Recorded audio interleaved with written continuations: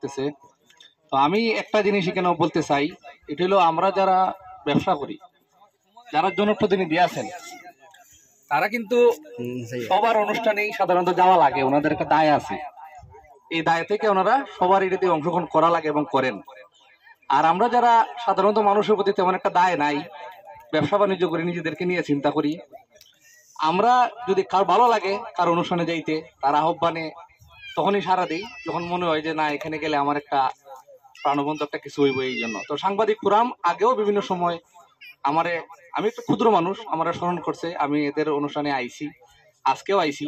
তো আমার একটা আহ্বান থাকবে, সাংবাদিক ফোরামে যারা আছেন বা সোনারগাঁড়ে কর্মরত সাংবাদিক যারাই আছেন, সিনিয়র সাংবাদিক অনেকে আছেন, আমি এই একটু আরো একটা জিনিস বলতে চাই, যারা বয়স্ক আছেন সাংবাদিক তাদের বেলায়, আমার একজন ডক্টর কিছুদিন আগে একজন বললেন যে, আমি একটু নুরুল সাহেব বলছিলাম যে এটা একটু আইসর রহস্য, তবে সঠিক কিনা জানি না, উনি বলছেন যারা সাধারণত 60 বছর বয়স হয়ে গেছে তারা আরো 20 বছর অনায়াসে বাঁচেন, এটা উনাদের নাকি উনার গবেষণায় পাইছেন।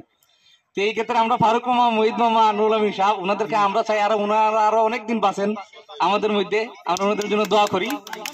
হ্যাঁ, আর ওনাদের সাথে আমরা আরো বেশি বেশি আমরা সেবা চাই সোনারঘাটের জন্য। আর যারা তরুণ আছেন তাদেরকে আমি অনুরোধ করব যে তারা যাতে সোনারঘাটবাসীর উন্নয়নের জন্য এবং সত্য এবং ন্যায়ের পক্ষে তাদের কলম অব্যাহত রাখেন, এবং আমরা যারা সাধারণ জনগণ আছি আমরাও তাদের সাথে সবসময় থাকবো, তারা যাতে সত্য এবং ন্যায়ের সাথে থাকেন। এই বলে আমি আমার বক্তব্য শেষ করছি। ধন্যবাদ সবাই।